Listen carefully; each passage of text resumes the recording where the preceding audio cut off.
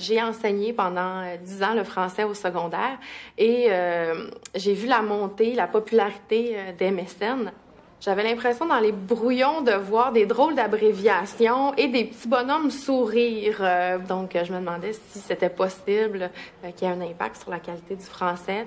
Ce que j'ai fait, c'est que pendant que j'étais inscrite à la maîtrise, j'ai décidé de prendre ça comme essai final. Et j'ai poursuivi tout naturellement mes études au doctorat ensuite. Mais j'ai plongé vers les textos parce que c'était vraiment la popularité.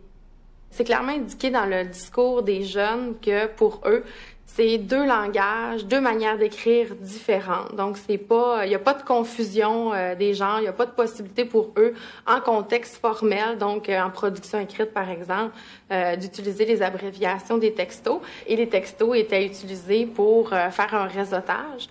Le langage leur permettait aussi de prendre des notes un petit peu plus rapides, donc de prendre des notes un peu abrégées.